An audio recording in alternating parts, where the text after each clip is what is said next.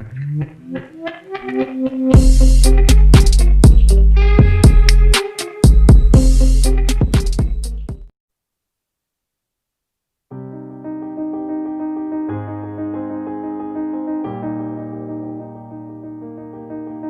still here, and you get another chance this day to do better and be better.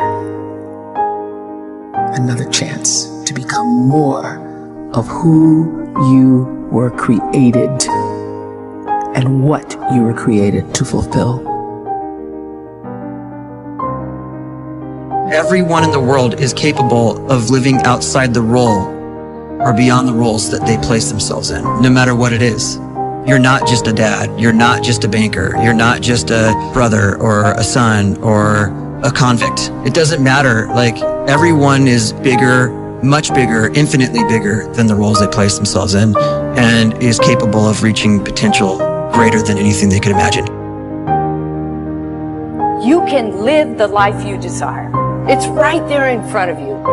But in order to achieve it, you must first see it, then believe it, and then you must graciously ask and train your brain to help you execute your vision. So when you start to focus and you delete distraction from your life, and you start to get seriously invested in doing one thing staggeringly well, and you practice that one thing over and over, a term to think about is mundanity. You do one simple, seemingly insignificant thing every day around your main skill, and it's very mundane, but small daily improvements over time lead to world-class results. Well, here's what happens in your brain. You start to isolate a single neurocircuit around that skill, and that starts to trigger a certain type of brain cell called an oligodendrocyte, which then releases myelin.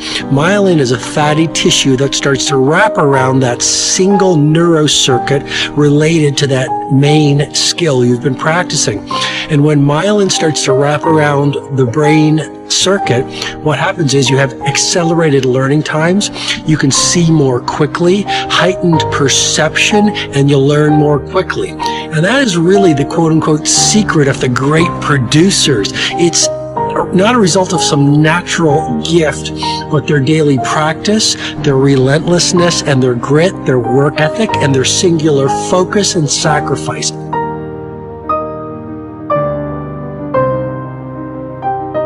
great life is built not by revolution. A great life is built by evolution. Small and steady wins the race. What you do every day is far more important than what you do once every decade. I want you to really think about that idea. What you do every day is simply your life in miniature. And as you live every single day, so you're crafting your life. What you do over the next hours is really building your future. And if you can just get every single pocket of 24 hours right as best as we humanly can, the rest of our life is going to take care of itself. So small wins matter. The scripture says we will eat the fruit of our words. You are planting seeds when you talk. At some point, you're going to eat that fruit. My challenge is make sure you're planting the right kind of seeds. If you want apples, you have to sow apple seeds. If you want oranges, you can't plant cactus seeds, poison ivy seeds, mushroom seeds. You're going to reap fruit from the exact seeds that you've been sowing. In other words, you can't talk negative and expect to live a positive life. You can't talk defeat and expect to have victory. You can't talk lack, not enough, can't afford it, never get ahead, and expect to have abundance. If you have a poor mouth, you're going to have a poor life. If you don't like what you're seeing, start sowing some different seeds.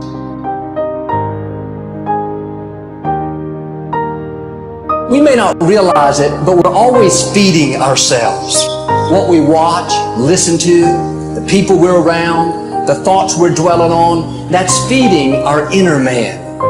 If you go to lunch with people that talk bad about the boss, make fun of a coworker, put down a friend. They're feeding you gossip, feeding you jealousy, feeding you disrespect. Here's the key. Whatever you feed is going to grow. You may not like what they're feeding you. You're a nice person. But if you continue to hang around them, before long, you'll be gossiping. You'll be critical. You'll be disrespectful. Why? Because you kept feeding the wrong things. If you're always feeding negative thoughts, thinking, I'll never get well, I'll never meet the right person, you're feeding doubt, feeding mediocrity, feeding fear. If you know exactly what you want to be, you need to spend as much time with people that are actually that already. You cannot let a fear of failure, or a fear of comparison, or a fear of judgment stop you from doing what's going to make you great. You cannot succeed without this risk of failure.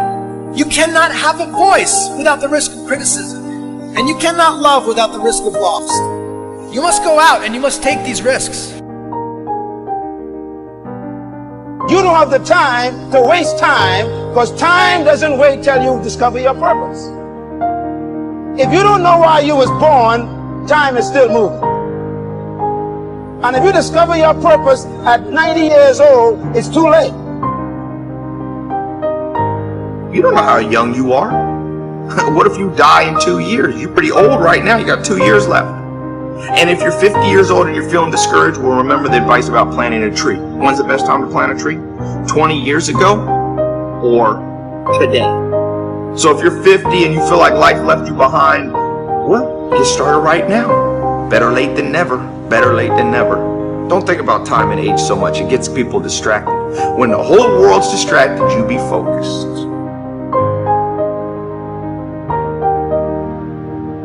You have to trust your own voice, your own ideas, your honesty, your vulnerability, and through this you will find your way.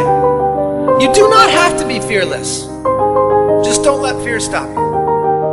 Live like this as best you can, and I guarantee you will look back on a life well lived.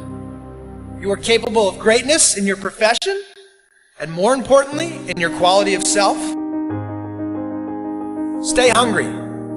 Stay young at heart. Take those risks. You are going to change the world around you in big ways and in small. But see, anybody, if you want to, can go searching for a good plan, pick it, and start working it. And sure enough, as the time passes, as it surely will 5 years from now, 10 years from now, then you'll be winding up wearing what you want to wear, driving what you want to drive, living where you want to live, become what you want to become. But now's the time to fix the next 10 years. And who can? Anybody.